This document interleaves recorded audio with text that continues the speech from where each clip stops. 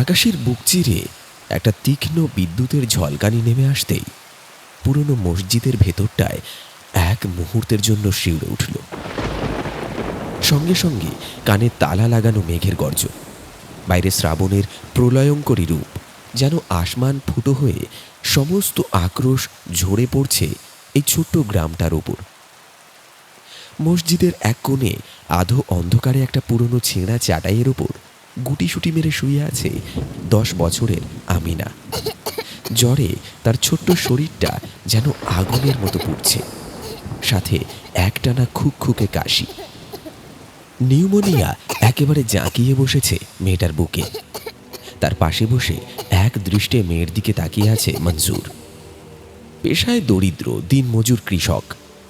তার নিজের ভিটে বলতে একটা মাটির ঘর আর খড়ের চালা। দিন কয়েকের টানা বৃষ্টিতে সেই ঘরের দেওয়াল ধসে পড়েছে। এই ঘোর বর্ষায় মাটি ছেনে নতুন দেওয়াল তোলার উপায় নেই। নিরুপায় হয়ে শেষমেশে গ্রামের এই পুরনো জামে মসজিদে এসে আশ্রয় নিতে বাধ্য হয়েছে বাপ বেটি। মনসুরের পরনের ফতুয়াটা স্যাঁতস্যাঁতে, কিন্তু সেদিকে তার খেয়াল নেই। সে নিজের গায়ের পুরনো চাদরটা খুলে আমিনার গায়ে ছেঁড়া কাঁথাটার উপর আরো ভালো করে জড়িয়ে দিল। মাত্র হপ্তা দুয়েক হলো মনসুরের স্ত্রী আমিনার মা সালমা এই দুনিয়ার মায়া ত্যাগ করে চলে গেছে। সালমার শূন্যতা মনসুরের বুকের ভেতরটা কুড়ে কুড়ে খায়, কিন্তু মেয়ের মুখের দিকে তাকিয়ে সে নিজের হাহাকার গিলে নেয়। আব্বা, দুর্বল গলায় ডাকলো আমিনা। মনসুর দ্রুত একটু ঝুঁকে বসল। মেয়ের কপালে হাত রেখে নরম গলায় বলল, কি রে মা, বুকে খুব ব্যথা করছে? আমিনা মাথা নেড়ে না করল। তার ঘোলাটে চোখ দুটো মসজিদের আবছা অন্ধকারে কিছু একটা খুঁজছে।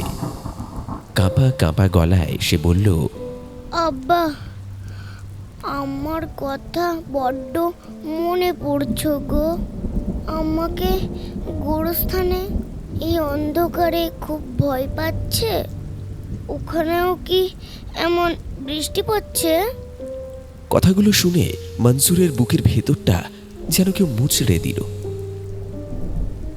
সে প্রাণপণে চোখের জল আটকে রাখার চেষ্টা করল। গলাটা ঝেড়ে নিয়ে অত্যন্ত সাবধানে বলল, পাগল মেয়ে কোথাকার, গোরস্থানে তো শুধু আমার শরীরটা আছে। তোর আম্মা তো নেক বান্দা ছিল মা।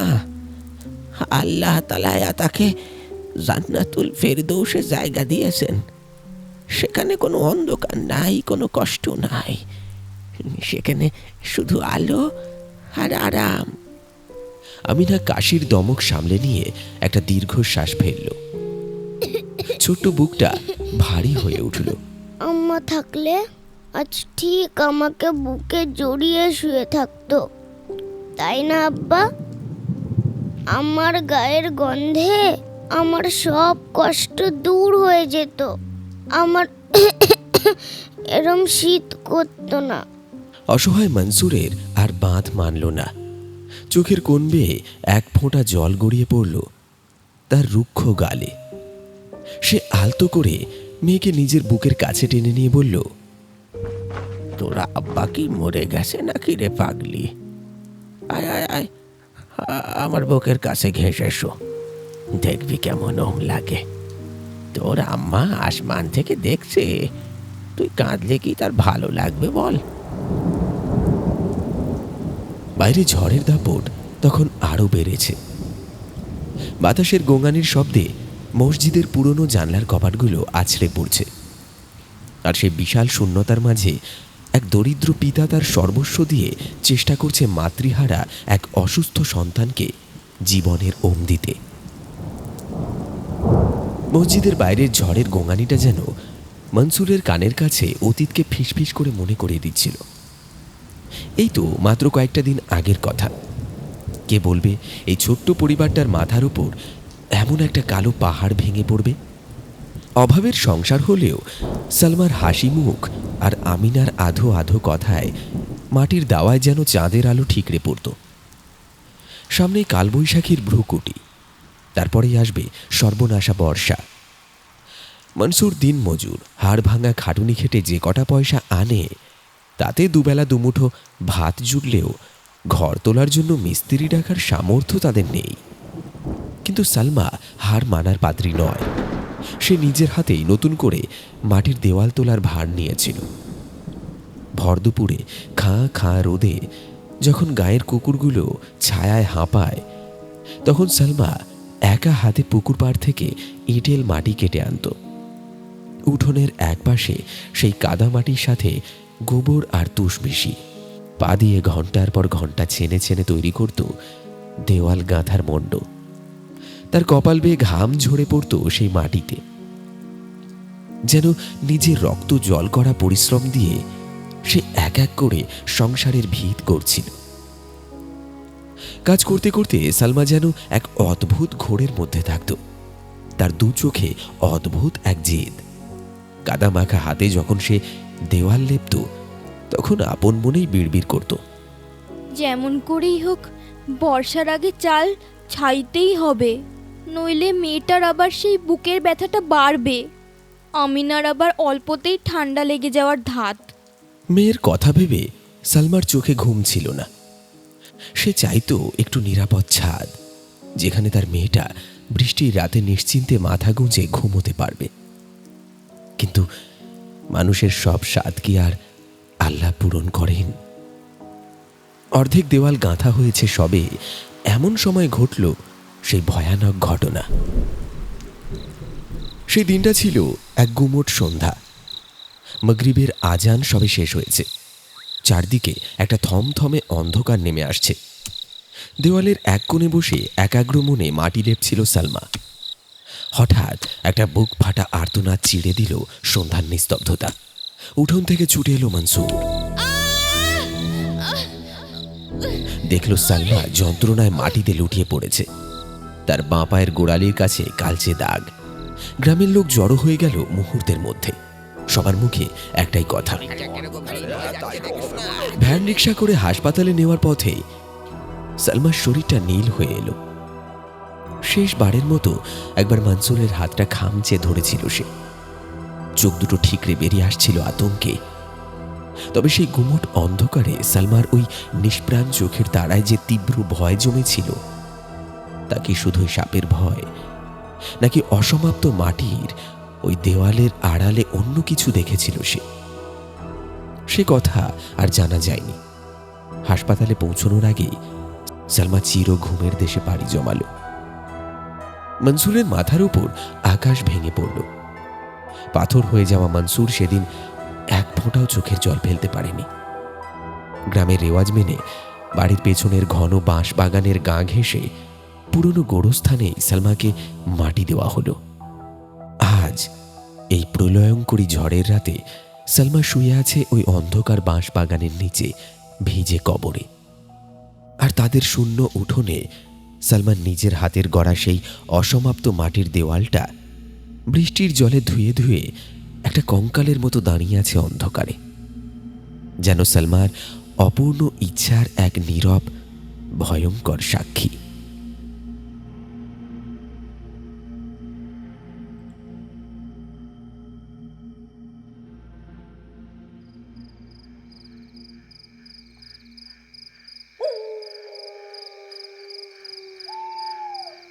টানা ঝরে পড়া বৃষ্টির দাপট অবশেষে শান্ত হলো।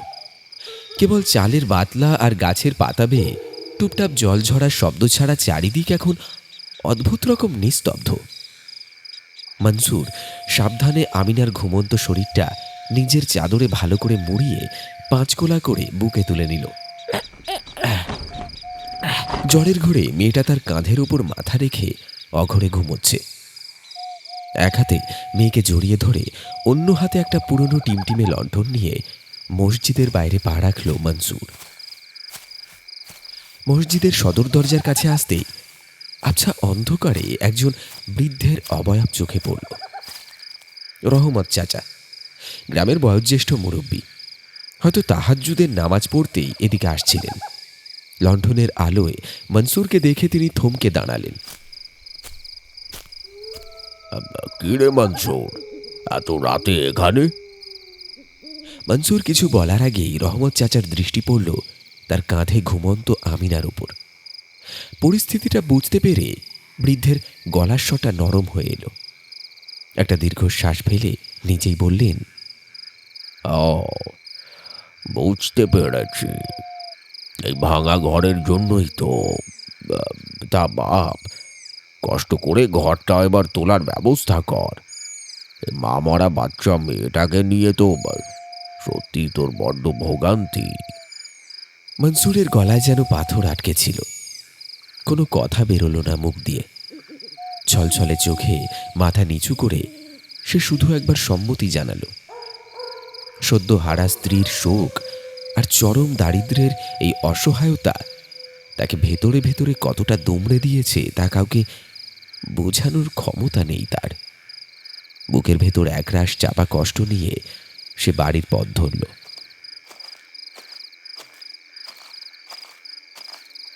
রাতের নিস্তব্ধতা যেন এখন আরো ভারী হয়ে চেপে বসেছে। বৃষ্টির পর চারপাশের বাতাস কনকনে ঠান্ডা। ঘুটঘুটে অন্ধকার চারিদিকে। হাতে টিমটিমে লণ্ঠনের হলদেটে আলোটা বড় জোর 2-3 হাত দূর অবধি পৌঁছায়। তারপরেই নিকষ কালো অন্ধকার গিলে খায় সেই আলোকে। কাদা ভরা পিছল পথ পেরিয়ে নিজের বাড়ির সীমানায় পা রাখতেই মনসুরের বুকের ভেতরটা কেমন যেন ছ্যাঁত করে উঠল।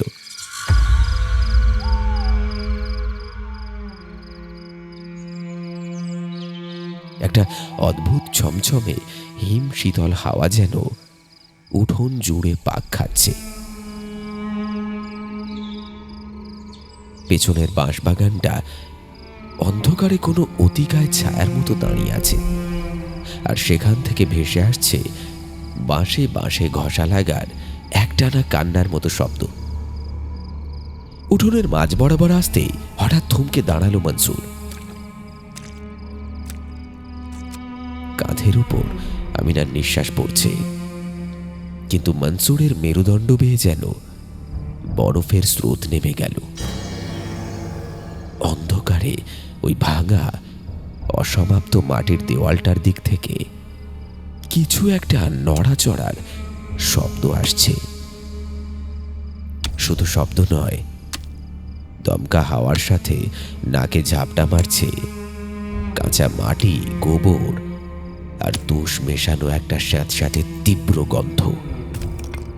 এই তো কদিন আগে সালমা যখন দেওয়াল তুলছিল, ঠিক এই গন্ধটাই মম করত সারা উঠোনে।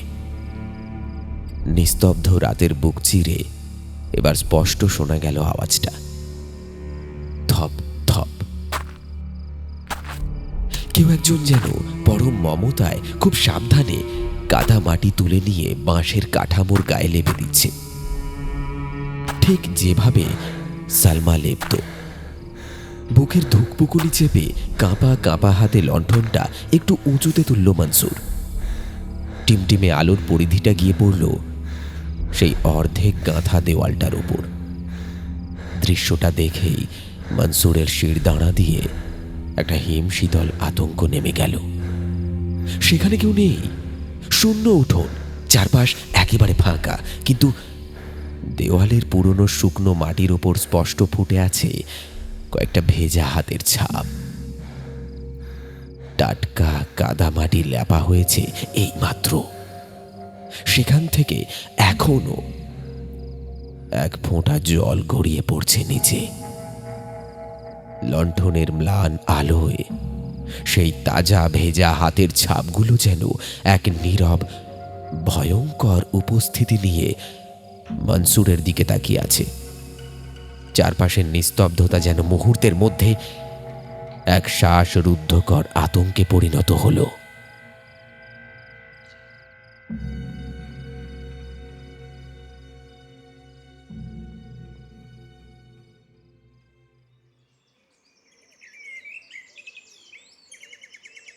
ভোরের আলো ফুটতেই গত রাতে সেই জমাট বাঁধা আতঙ্কটা যেন কিছুটা ফিকে হয়ে এলো।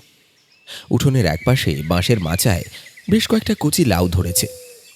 সেগুলো সযত্নে পেড়ে একটা চটের বস্তায় ভরল মনসুর। আমিনা দাওয়ায় বসে একদৃষ্টে বাবার দিকে তাকিয়ে আছে। মেয়েটার চোখ মুখ এখনো জ্বরের ধকলে বেশ ফ্যাকাশে। কাছে গিয়ে মেয়ের মাথায় সস্নেহে হাত বুলিয়ে মনসুর বলল, আমি হাটের যাচ্ছি রে মা। এই লাউ কাটা বেচে তোর জন্য ওষুধ আর কিছু সাগুদানা নিয়ে আসবো। তুই কিন্তু খবরদার ঘরের বাইরে যাবি না, যা দিনকাল শরীরটা আরো খারাপ হবে। আমি আমি আমি খুব জলদি ফিরে আসবো, কেমন? আমিনা বাধ্য মেয়ের মতো মাথা নাড়ল। কিন্তু মনসুরের বুকের ভেতরটা গত রাতের সেই ভেজা হাতের ছাপগুলোর কথা ভেবে অকারণে আরেকবার ছেয়াত করে উঠল।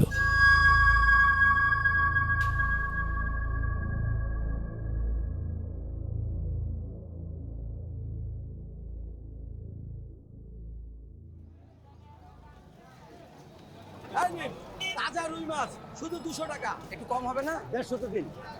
গ্রামে হাটে আজ বেশ ভিড়। লাউগুলো বিক্রি করে কয়েকটা টাকা সবে ট্যাঁকে গুঁজেছে মনসুর, এমন সময় পেছন থেকে একটা পরিচিত কর্কশ গলা ভেসে এলো। আরে কি রে মনসুর ভাই, লাউয়ের তো বেশ ভালোই দাম পেলে দেখছি। হ্যাঁ, তা এতি মেয়েটাকে নিয়ে একা হাতে সংসার চালাচ্ছ, আমাদের মতো গরিবের দিকেও একটু নজর দাও নাকি? ঘুরে দাঁড়াতে মনসুরের চোয়াল শক্ত হয়ে গেল। সামনে দাঁড়িয়ে আছে গ্রামেরই ধুরন্ধর লোক রফিক, তার মুখে এক কুৎসিত বাঁকা হাসি। মনসুর নিজেকে সামলে নিয়ে চাপা গলায় বলল, কি চাস তুই রফিক? সকাল সকাল ঝামেলা করিস না, আমার মেয়েটার শরীর খারাপ, ওষুধ কিনতে হবে। রফিক আরো এক পা এগিয়ে এসে ফিসফিস করে বলল, ওষুধ তো কিনবেই রে, কিন্তু তার আগে আমার হিস্সেটা আমায় দে দেখি। রফিক একটু থামল, চোখে তার শয়তানের ঝিলিক। নইলে সেদিন সন্ধ্যায়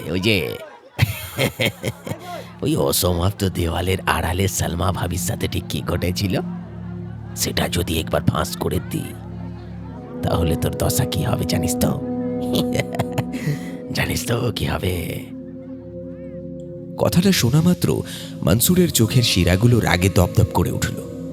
হাটে ভিড়ের মাঝে সে রফিকের কলারটা খপ করে চেপে ধরে দাঁতের দাঁত ঘষে হিস হিস করে বলল, বেশি বাড়াবাড়ি করিস না রফিক, আমার পিঠ এমনিতেই দেওয়ালে ঠেকে গেছে। এরপর মুখ খুললে তোরে খতম করে দিতে আমার একটা দিনও সময় লাগবে না। তোর লাশ এমন জায়গায় পুঁতবো কুকুর শেয়ালেও টের পাবে না। রফিক কলার ছাড়িয়ে একটু পিছিয়ে গেল ঠিকই, কিন্তু তার হাসিটা চওড়া হলো। হুমকি দিচ্ছিস নাকি মনসুর? হ্যাঁ? দে, কিন্তু আমি যা নিজের চোখে দেখেছি তা তো আর মিথ্যে হয়ে যাবে না রে। আর ছাড়ছি, কিন্তু টাকাটা আমাকে দিতেই হবে। মনে রাখিস কথাটা। চলি। রফিক ভিড়ের মধ্যে মিশে গেল। মনসুর পাথরের মতো দাঁড়িয়ে রইল ঘামে ভেজা শরীর নিয়ে। তার বুকের ভেতর এক অজানা আতঙ্কের কালো মেঘ জমতে শুরু করেছে।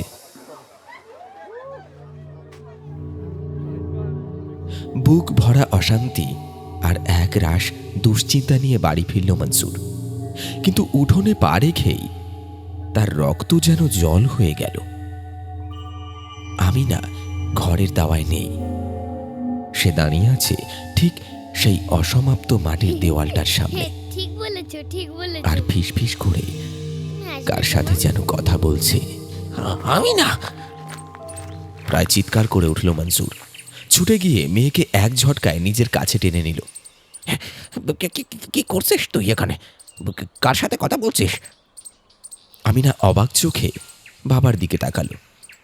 তার গলায় কোনো ভয় নেই, বরং এক অদ্ভুত প্রশান্তি। সে সরল গলায় বলল, মা তো কাল রাতেও এসেছিল আব্বা, ওই তো ওখানে বসে বসে মাটির তাল পাকাচ্ছিল। মা আমাকে বলেছে তুমি ভেবো না, বৃষ্টি আসার আগেই আমাদের ঘর ঠিক হয়ে যাবে, আমার আর একটুও ঠান্ডা লাগবে না। মনসুরের মনে হলো চারপাশের পৃথিবীটা যেন বন বন করে ঘুরছে। গতরাতে সেই কাঁচা মাটির গন্ধটা যেন আবারও তার নাক ছাপিয়ে ঝাঁপিয়ে পড়ল। এরপর থেকে শুরু হলো এক চরম ভয়াবহতা। দিনের আলোয় যা নিছকই একটা মাটির দেওয়াল, রাতের অন্ধকারে তা যেন এক জীবন্ত ভয়ানক সত্তায় পরিণত হয়। মনসুর স্পষ্ট খেয়াল করল প্রতিদিন সকালে দেওয়ালটা যেন একটু একটু করে উঁচু হচ্ছে। কেউ বা কিছু একটা রাতের নিস্তব্ধতায় সবার অগোচরে একটু একটু করে গাঁথছে ওই দেওয়াল। কাঁচা মাটি আর গোবরের তীব্র গন্ধে সারা রাত ভারী হয়ে থাকে চারপাশ। ভয়ে রাতের বেলা আমিনার হাত শক্ত করে ধরে ঘরের ভাঙা দরজা ভেতর থেকে আটকে নির্ঘুম রাত কাটায় মনসুর।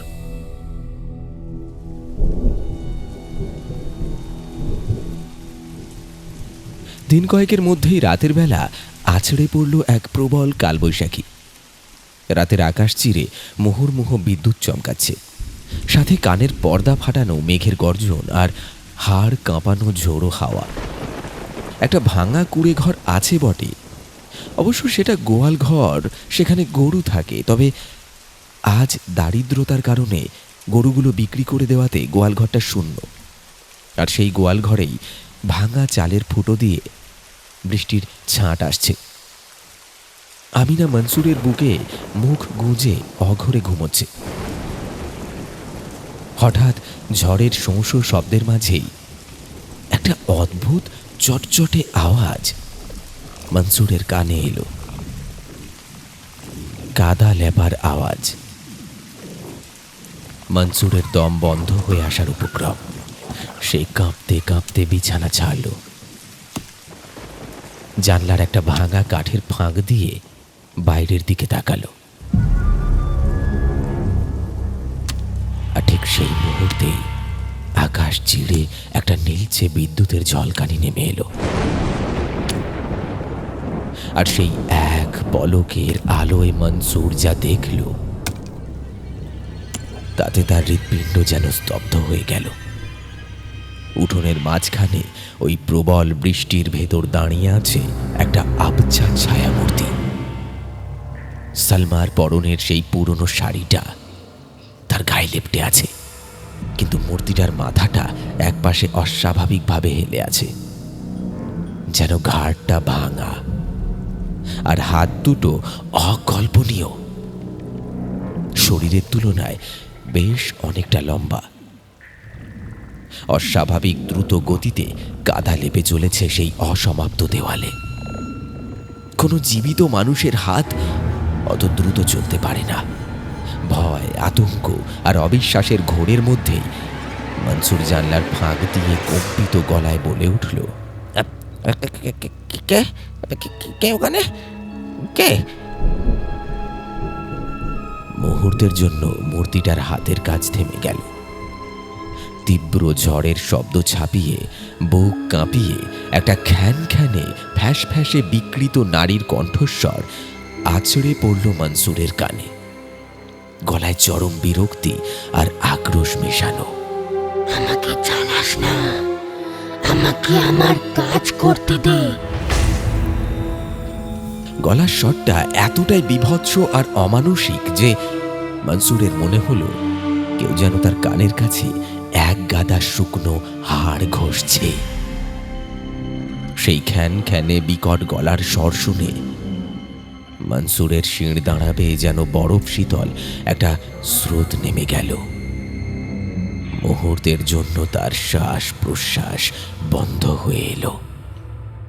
থর থর করে কাঁপতে শুরু করলো তার হাত পা। ভয়টা এতটাই আদিম আর তীব্র যে বুকের ভেতর হৃৎপিণ্ডটা যেন আছড়ে পড়ছে পাঁজরের হাড়ের ওপর। কিন্তু অদ্ভুত এক ঘোরের বশে চরম আতঙ্কের মাঝে মনসুর ঘরের কোণ থেকে টিমটিমে হারিকেনটা তুলে নিল। প্রলয়ঙ্করী ঝড় বৃষ্টির রাতে কাঁপতে কাঁপতে সে পা বাড়ালো বাইরের ঘোর অন্ধকারের দিকে।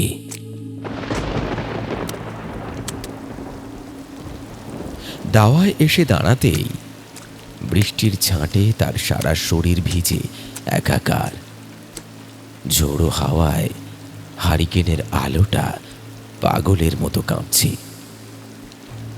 আর আরেকবার আকাশ চিরে বিদ্যুতের ঝলকানি নামল, আর সেই এক পলকের আলোয় মনসুর যা দেখল তাতে তার স্নায়ুগুলো যেন জমে পাথর হয়ে গেল। অসমাপ্ত মাটির দেওয়ালটার সামনে দাঁড়িয়ে আছে এক অতিকায় বিভৎস নারী অবয়ব। সাধারণ মানুষের চেয়ে সে অন্তত ৩-৪ হাত লম্বা, সরু লিকলিকে কালো ঢ্যাঙা একটা হাড় গিলে শরীর, পরনে সালমার সেই পুরনো শাড়িটা যা বৃষ্টির জলে লেপ্টে আছে ওই কঙ্কাল সার দেহের সাথে। অবয়বটার কোনো ভ্রুক্ষেপ নেই এই দুর্যোগের দিকে। সে যেন এক অমানবিক যান্ত্রিকতায় অবিরাম কাদা লেপে চলেছে দেওয়ালের গায়ে। তার লম্বা অস্বাভাবিক সরু হাত দুটো সাপের মতো এঁকে বেঁকে তীব্র গতিতে চলেছে কাঁচা মাটির ওপর। হঠাৎ মেঘের গর্জনের সাথে সাথে আবার একটা বিদ্যুতের ঝলক। সেই তীব্র আলোয় মূর্তিটা ঘাড় ঘুরিয়ে তাকালো মনসুরের দিকে। মনসুরের মনে হলো তার বুকের স্পন্দন এই বুঝি চিরতরে থেমে গেল। সেই বিভৎস মুখের গর্তের ভেতর চোখ বলে কিছু নেই, সেখানে ধক ধক করে জ্বলছে আগুনের দুটো জ্বলন্ত ভাঁটা। বৃষ্টির জলের ধারার মধ্যেও সেই আগুনের চোখ দুটো থেকে যেন নরকের হিংস্রতা ঠিকরে বেরোচ্ছে। অন্ধকার আর আতঙ্কের ওই বিভীষিকার দিকে মন্ত্রমুগ্ধের মতো পা টেনে টেনে এগোতে লাগলো মনসুর। তার 2 পা যেন নিজের নিয়ন্ত্রণে নেই। ঝড় জলের প্রবল্য চিরে সে যখন কাঁপতে কাঁপতে দেওয়ালটার একদম কাছাকাছি পৌঁছালো, হঠাৎ সব শান্ত। বেমালুম উবে গেছে সেই ছায়ামূর্তি, যেন সেখানে কোনোদিনও কিছু ছিলই না, শুধু ঝমঝম বৃষ্টির শব্দ আর দমকা হাওয়ার দাপট। খালি দেওয়ালটার সামনে দাঁড়িয়ে হাঁপাতে হাঁপাতে হাতের হারিকেনটা একটু উঁচুতে তুলল মনসুর। আলোটা গিয়ে পড়ল সেই সদ্য গাঁথা মাটির উপর। দৃশ্যটা দেখেই মনসুরের পেটের ভেতরটা গুলিয়ে উঠল বমিতে। দেওয়ালের যে অংশে এতক্ষণ ধরে কাদা লেপা হচ্ছিল সেখানে কোনো মাটি নেই। মাটির বদলে সেখানে গিজগিজ করছে হাজার হাজার কালো লিকলিকে পোকা আর চেলা। তারা একে অপরের গায়ের উপর দিয়ে কিলবিল করে উঠে যাচ্ছে, আর সেখান থেকে পচা মাংসের মতো এক তীব্র বমি ওঠানো দুর্গন্ধ ভেসে আসছে বাতাসে। আর এক মুহূর্ত সেখানে দাঁড়াতে পারল না মনসুর। তার মস্তিষ্কের শেষ সম্বিতটুকু যেন এবার জবাব দিয়ে দিল। চিৎকার করে উঠতে গিয়েও গলা দিয়ে কোনো আওয়াজ বেরোলো না। সে পাগলের মতো ঘুরে দৌড় লাগালো গোয়াল ঘরের দিকে। ঘরের চালের ফুটো দিয়ে জল পড়ায় রাতের বেলা আমিনা গোয়াল ঘরের একপাশে শুকনো মাচাতে শুয়েছিল। আমিনা গোয়াল ঘরের ঝাঁপটা এক ধাক্কায় খুলে ভেতরে ঢুকতেই মনসুর দেখল একপাশে পুরনো কাঁথা মুড়ি দিয়ে অঘরে ঘুমোচ্ছে আমিনা। বাইরের সেই প্রলয়ঙ্করী বিভীষিকার কোনো আঁচই তার গায়ে লাগেনি। ছুটে গিয়ে হাঁটু গেড়ে বসল মনসুর। ভিজে জামা কাপড়েই সে মেয়েকে দুহাতে শক্ত করে নিজের বুকের কাছে টেনে নিল। আমিনা ঘুমের ঘোরেই একটু নড়ে চড়ে বাবার বুকের ওমে মুখ গুঁজল, কিন্তু মনসুরের 2 চোখে তখন উন্মাদনার ছাপ। সে মেয়েকে বুকে আঁকড়ে ধরে। গোয়ালঘরের ওই আবছা অন্ধকারের ভেতর পাগলের মতো এদিক ওদিক তাকাতে লাগলো। তার বিস্ফারিত দৃষ্টি খুঁজছে অন্ধকারের কোণগুলোকে। এই বুঝি গোয়ালের কোনো অন্ধকার কোণ থেকে আগুনের ভাঁটার মতো 2 চোখ আবার জ্বলে ওঠে। এই বুঝি আবার শোনা যায় সেই থপ থপ কাদা লেপার আওয়াজ। বাইরে তখন ঝড়ের তাণ্ডব আরো বেড়েছে, আর ভেতরে এক বাবার জমে যাওয়া অস্তিত্বের আর্তনাদ গোয়াল ঘরের নিস্তব্ধতাকে আরো ভয়ানক করে তুলেছে।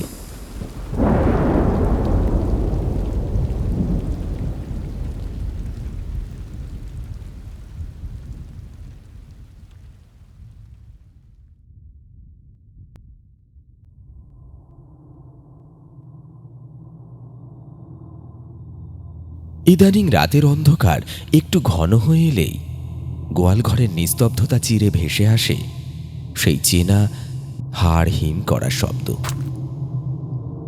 থপ থপ কাদা ল্যাপার শব্দ। আতঙ্কে আর বিভীষিকায় মনসুর এখন মেয়েকে নিয়ে দিন রাত এই স্যাঁতস্যাঁতে গোয়াল ঘরেই পড়ে থাকে। নিজের ভিটের দিকে তাকালে তার বুকের রক্ত হিম হয়ে আসে।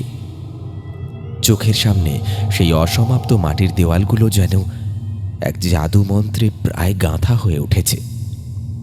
বাড়ির একপাশে খুলে রাখা পুরনো চালের কাঠামোটা শুধু ওপরে তুলে দিলেই ওটা আবার আস্ত একটা মাথা গোঁজার ঠাঁই হয়ে যাবে। কিন্তু এই দৃশ্য মনসুরকে স্বস্তি দেওয়ার বদলে এক গভীর অমানবিক আতঙ্কে ডুবিয়ে দেয়। তার মাথার ভেতর সারাক্ষণ একটা প্রশ্নই ঘুরপাক খায়, একটা অসম্ভব পাগল করা প্রশ্ন। দেওয়াল তোলার জন্য তো প্রচুর মাটির দরকার, কিন্তু সে দিনের আলোয় তন্ন তন্ন করে খুঁজে দেখেছে তার উঠোনের বা আশেপাশের এক কোদাল মাটিও কেউ খোঁড়েনি। তাহলে রোজ রাতে এত কাদামাটি আসছে কোথা থেকে?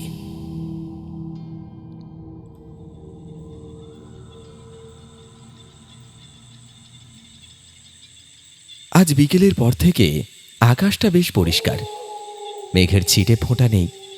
থমথমে একটা রাত। সন্ধ্যার সময় মেয়েকে বাটিতে করে দুটো চিঁড়ে আর বাতাসা জল মেখে খাইয়ে দিল মনসুর।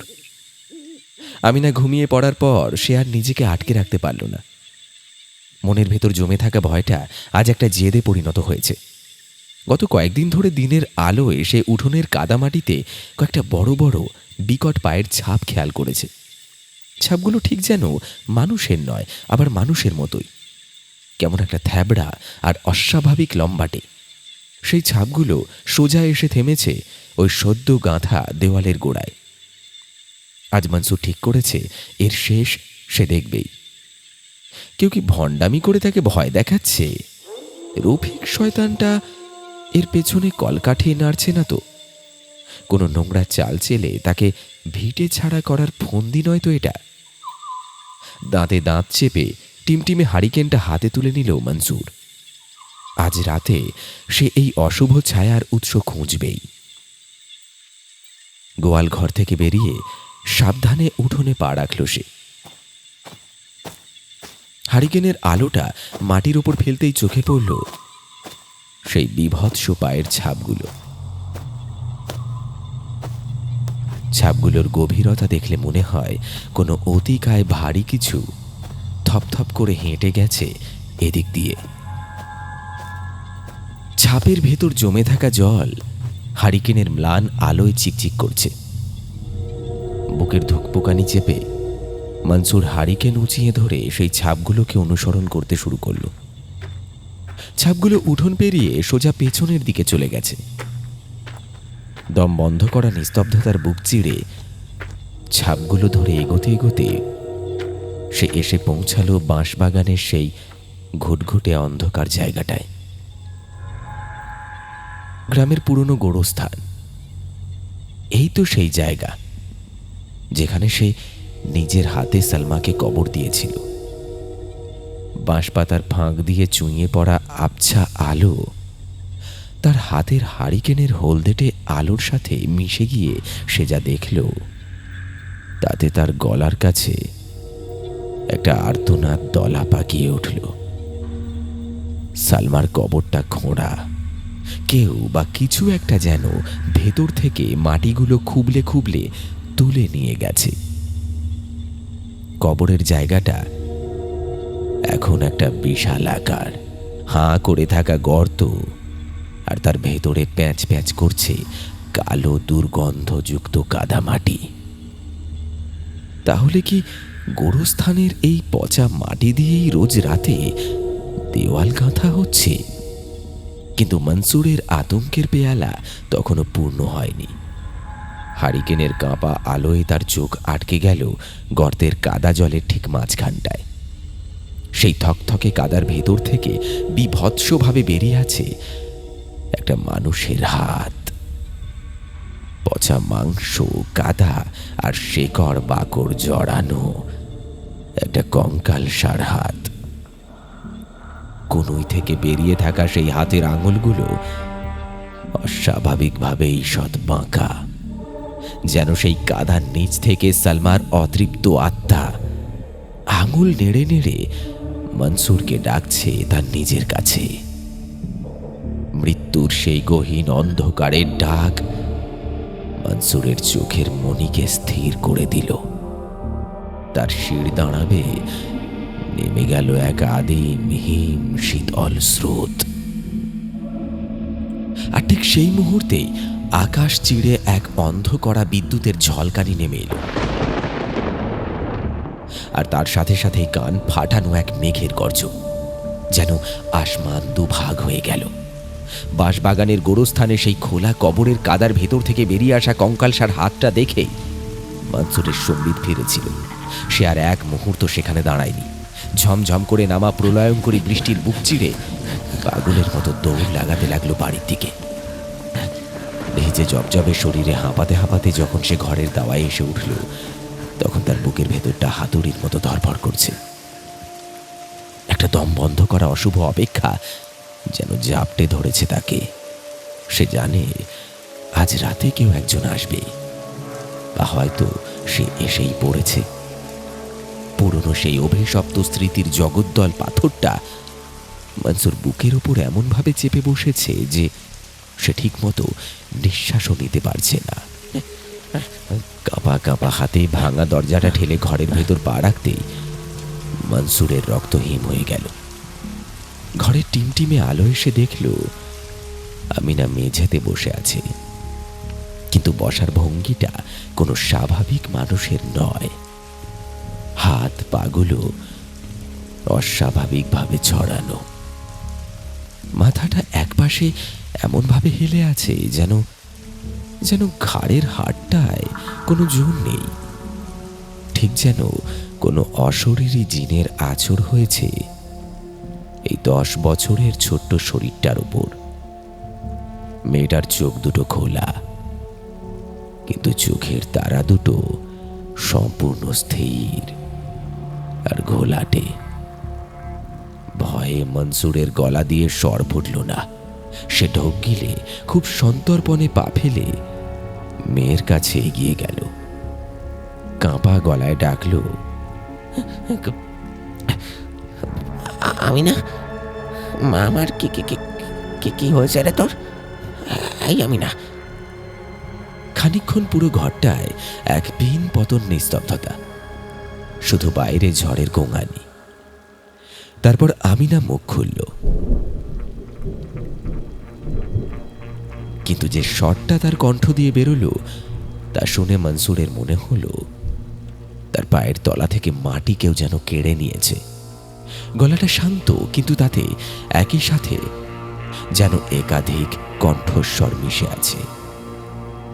একটা 10 বছরের ছোট্ট মেয়ের নিষ্পাপ স্বর, আর তার সাথে আষ্টে পৃষ্ঠে জড়িয়ে আছে এক মৃত প্রতিহিংসা পরায়ণ নারীর ফিসফিসে খ্যানখ্যানে আওয়াজ।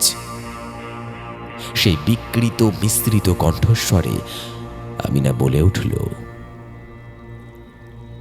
বাবা, মা তো বৃষ্টির থেকে বাঁচার জন্য দেওয়ালটা বানায়নি। মনসুর চমকে 2 পা পিছিয়ে গেল। তার সারা শরীর তখন থর থর করে কাঁপছে। মা মা মা বানিয়েছে মানে? মানে কি? আমিনার স্থির চোখ দুটো এবার ধীরে ধীরে ঘুরে এসে মনসুরের মুখের ওপর আটকাল।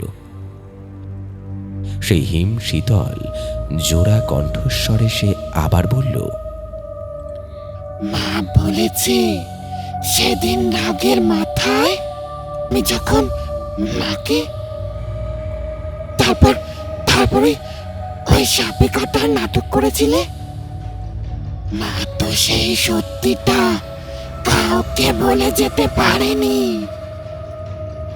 তাই আম্মা এই দেওয়ালটা তুলেছে তোমাকে চিরকালের মতো এর ভেতরে জ্যান্ত কবর দেবে বলে। কথাগুলো শোনা মাত্র মনসুরের মাথার ভেতরটা যেন টুকরো টুকরো হয়ে ভেঙে পড়ল। চোখের সামনে ভেসে উঠল সেই অভিশপ্ত সন্ধ্যার স্মৃতি, যা সে নিজের মনের গভীরেও এতকাল কবর দিয়ে রেখেছিল। না, সালমার মৃত্যু সাপের কামড়ে হয়নি। সেদিন সন্ধ্যায় চরম দারিদ্র্য আর ক্ষুধার তাড়নায় এক বীভৎস ঝগড়া বেঁধেছিল স্বামী স্ত্রীর মধ্যে। কবে শেষ হবে এই অভাবের সংসার? মেয়েটারে দুমুঠো পেট ভরে ভাতও দিতে পারি না। কেমন মরদ, কেমন মরদ গো তুমি? হ্যাঁ বলি, কেমন মরদ? এর চেয়ে আমার মরণও তো ভালো। সারাদিনের হাড় ভাঙা খাটুনি আর ব্যর্থতায় মনসুরের মাথাতেও তখন খুন চেপেছিল। চুপ কর হারামি, হারামি শয়তান মাগি। আমার হাড়ির হাল আর দেখতে হবে না তোরে। রাগের মাথায় নিজেকে সামলাতে না পেরে সজোরে সালমাকে ধাক্কা মেরেছিল সে। সালমা ছিটকে গিয়ে পড়েছিল দাওয়ার ভারী কাঠের চৌকাঠের উপর। তার ঘাটটা সজোরে আছড়ে পড়েছিল সেখানে, আর চোখের সামনে সালমার শরীরটা কয়েকবার খিঁচুনি দিয়ে স্থির হয়ে গিয়েছিল। ভয়ে আতঙ্কে মনসুর তখন দিশেহারা। খুনের দায়ে ফাঁসি হবে ভেবে সে এক ভয়ানক ফন্দি আটে। ক্ষেতের পোকা মারার জন্য রাখা তীব্র বিষাক্ত কীটনাশকের শিশিটা এনে একটা ধারালো সূঁচ তাতে চুবিয়ে সালমার পায়ের গোড়ালিতে দুটো গভীর ছিদ্র করে দিয়েছিল সে। ব্যাপারটা দূর থেকে দেখেছিল রফিক। সারা গ্রাম জানল বিষাক্ত সাপের ছোবলেই মরেছে সালমা। রফিক মুখ বন্ধ করে রাখল একটা সুযোগের আশায়। কিন্তু বাঁশবাগানের ওই অন্ধকার কবরে সালমার আত্মা যে তার এই বেইমানি, এই নিষ্ঠুরতার হিসেব নেওয়ার জন্য ফুঁসছে, তা মনসুর বোঝেনি। হঠাৎ একটা বিকট চটচটে আওয়াজে মনসুরের ঘোর কাটল। সে জানালার ভাঙা কপাট দিয়ে বাইরের দিকে তাকালো, আর বিদ্যুতের আলোয় সে যা দেখল তাতে তার হৃৎস্পন্দন চিরতরে থেমে যাওয়ার উপক্রম।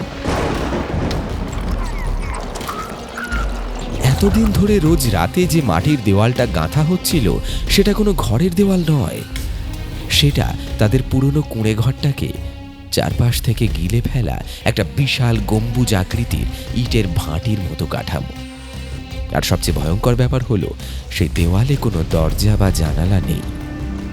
শুধু তাই নয়, চোখের সামনে মনসুর দেখল সেই ভেজা দুর্গন্ধযুক্ত কাদা মাটির বিশাল দেওয়ালগুলো যেন জ্যান্ত কোনো দানবের মতো আস্তে আস্তে ছোট হয়ে আসছে, ধেয়ে আসছে তাদের দিকে, তাদের পিষে মারার জন্য। ঘর জুড়ে তখন পচা মাটি আর মৃতদেহের তীব্র দুর্গন্ধ। আমিনা ধীর পায়ে উঠে দাঁড়ালো, তার দুই হাত সামনের দিকে প্রসারিত। কিন্তু সেই হাত আমিনা নয়, মনে হচ্ছে বাঁশবাগানের গর্ত থেকে বেরিয়ে আসা সেই কঙ্কাল সার হাতটাই যেন তাকে ডাকছে। মনসুর আর পারল না। পাপ বোধ, অনুশোচনা আর চরম আতঙ্কে সে হাউ হাউ করে কেঁদে ফেলে লুটিয়ে পড়ল আমিনার পায়ের কাছে। আমারে মাফ করে দাও সালমা, আমারে মাফ করে দাও। বিশ্বাস করো, আমি আমি অভাবের তাড়নায় পাগল হয়ে গেছিলাম। আমি তোমায় আমি নিজের হাতে খুন করতে চাইনি। আমি আমি বড় পাপী।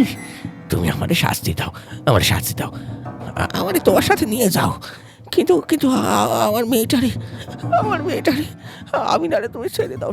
আমিনার শরীর থেকে তখন বরফের মতো ঠান্ডা একটা হাত নেমে এলো মনসুরের মাথার উপর। সেই জোড়া কণ্ঠস্বর শেষবারের মতো ফিস ফিস করে উঠল। ভুল করলে তার মাসুল তো দিতেই হয় গো। চারপাশ থেকে মাটির দেওয়ালগুলো তখন হুড়মুড় করে ধেয়ে আসছে। দম বন্ধ করা কাদার গন্ধে মনসুরের ফুসফুস ভরে গেল। এক অদ্ভুত অমানবিক শক্তি তাকে আষ্টে পৃষ্ঠে জড়িয়ে টেনে নিয়ে গেল সেই পচা স্যাঁতস্যাঁতে অন্ধকারের অতলে। একটা বিকট শব্দে গোটা মাটির কাঠামোটা হুড়মুড় করে ভেঙে পড়ল কুঁড়ে ঘরের উপর। তারপর সব শান্ত।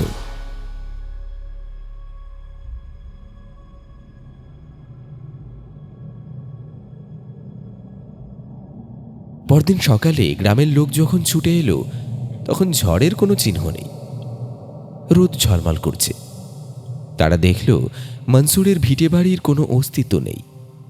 সেখানে পড়ে আছে শুধু একটা বিশাল জমাট বাঁধা মাটির স্তূপ। আর সেই মাটির স্তূপের ঠিক মাঝখানে একা চুপচাপ বসে আছে 10 বছরের ছোট্ট আমিনা। তার দু চোখ আকাশ পানে স্থির। তার মা তাকে ছেড়ে গেছে, বাবা হারিয়ে গেছে অন্ধকারের গর্ভে। এই বিশাল স্বার্থপর পৃথিবীতে আছে বড় একা।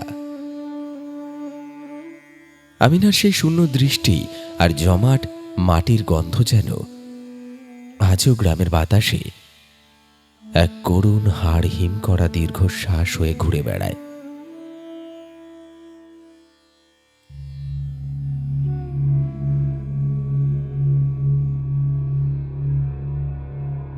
শুনলেন ফকিরডাঙ্গা গ্রামের বাঁশবাগান।